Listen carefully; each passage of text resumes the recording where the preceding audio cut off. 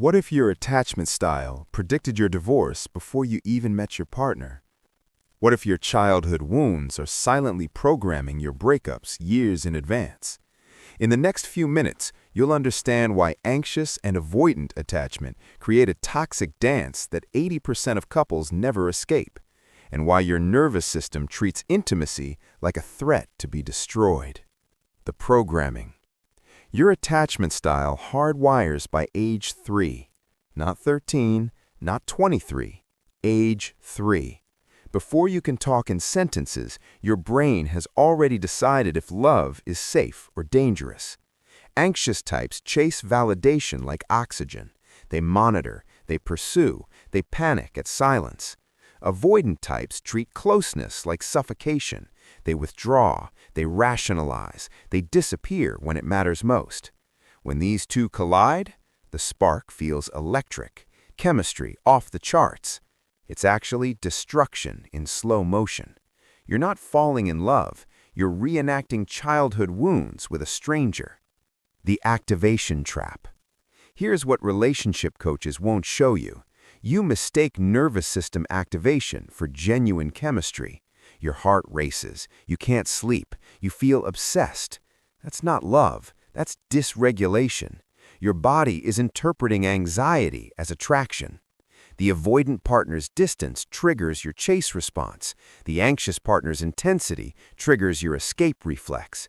Both bodies flood with cortisol and adrenaline. You call it butterflies. Trauma therapists call it threat detection. This biochemical cocktail bonds you to inconsistency. You become addicted to the intermittent reinforcement. A text back feels like winning the lottery. Silence feels like dying. You're not building a relationship. You're gambling with your nervous system. The protest behaviors. Stage 2, the protest behaviors begin. The anxious partner blows up their phone. 47 texts, 12 missed calls. They need reassurance like a drug. The avoidant partner shuts down completely. I need space. You're too much. They disappear for days. Both are trauma responses masquerading as communication. Neither is actually asking for what they need. The anxious partner protests abandonment. The avoidant protests engulfment. Neither realizes they're speaking different languages of fear. The cycle accelerates. Closeness triggers withdrawal. Withdrawal triggers pursuit. Pursuit triggers more withdrawal.